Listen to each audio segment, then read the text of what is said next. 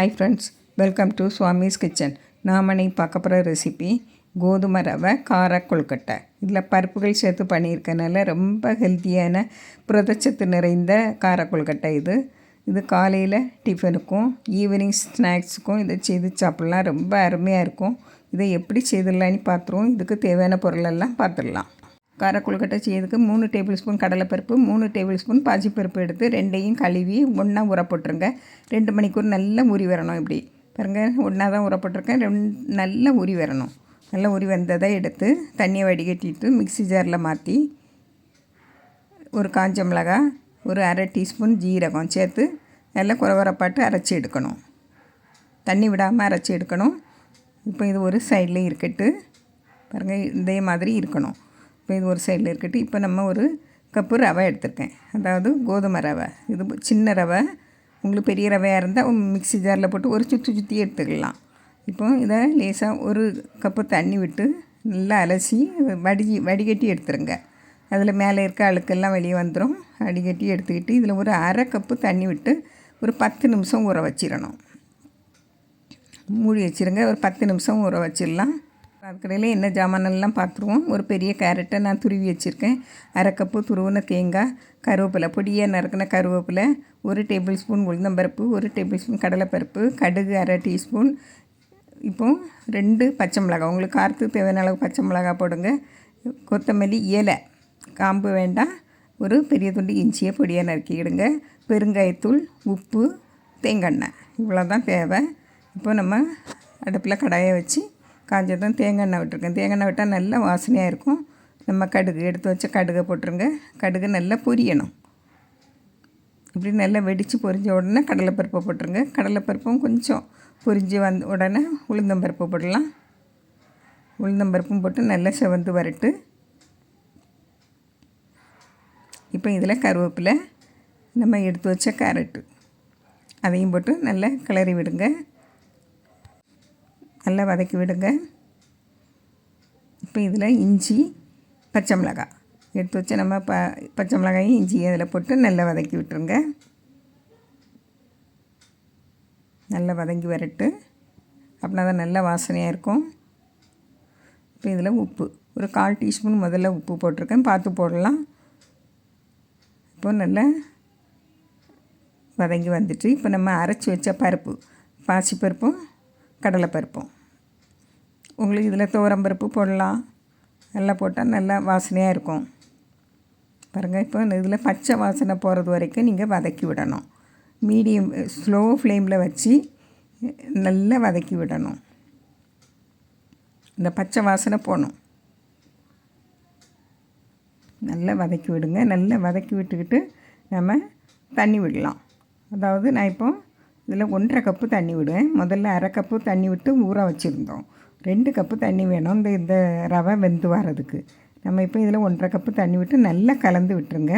அடி பிடிக்கும் பருப்பு இல்லையா, நம்ம பருப்பு அரைச்சிருக்கோம் இல்லையா, அதனால அடி பிடிக்கும். இதில் இன்னும் ஒரு 1/4 டீஸ்பூன் இல்லைன்னா அரை டீஸ்பூன் உப்பு பார்த்து போட்டுடுங்க. உப்பு போட்டு நல்லா கிளறி விடுங்க. அடி பிடிச்சிடக்கூடாது. இப்போ இதை மூடி வச்சுருங்க. மீடியம் ஃப்ளேமில் தான் இருக்கணும் அடுப்பு. இப்படி கொதி வரும். நம்ம அடிக்கடி கிளறி விட்டுக்கிட்டு இருக்கணும். பாருங்கள், இப்படி நல்லா கொதி வந்த உடனே நம்ம ஊற வச்ச ரவையை போட்டுடலாம். பாருங்கள், ஊறி வந்து இருக்குது. இந்த தண்ணியோடையே போட்டுருங்க.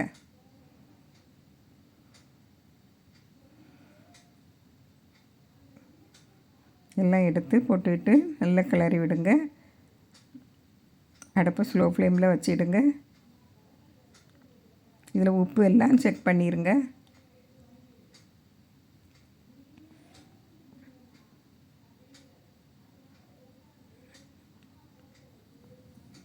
அப்படியே ஸ்லோ ஃப்ளேம்லேயே இருந்து நீங்கள் கிளறி விட்டுக்கிட்டே இருங்க. ஒரு 2-3 நிமிஷம் ஆகும் இது வெந்து வரதுக்கு.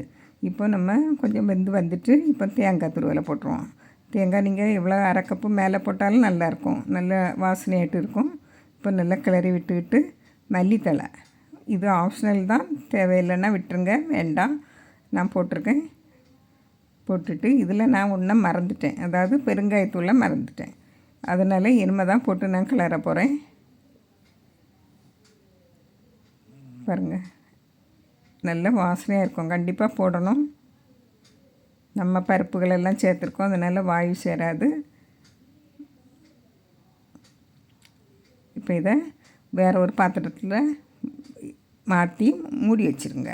மூடி வச்சு கொஞ்சம் ஆறட்டு, கைப்பொறுக்கம் சூடு வரணும். நல்லா ஆறிடக்கூடாது. நல்லா ஆறினாக்கி உதிர்ந்து வந்துடும். பாருங்கள், இப்போ ஒரு பாத்திரத்தில் தண்ணி வச்சு கையில் தொட்டுக்கிடணும். ஏன்னா கொஞ்சம் சூடாக இருக்குது. சூடோடு பிடிச்சா தான் நல்லாயிருக்கும். பாருங்கள், கொஞ்சம் இலக்கமாக இருக்கணும். அப்படின்னா தான் வெந்து வரைச்சுமே நல்லாயிருக்கும். பாருங்கள், இப்படி பெருசு பெருசாக பிடிச்சி வைங்க. உங்களுக்கு எந்த அளவில் பிடிச்சி வைக்கணுமோ அப்படி வைங்க. உருண்டையாட்டும் உருட்டி வைக்கலாம், நீளமாட்டும் பிடிச்சி வைக்கலாம்.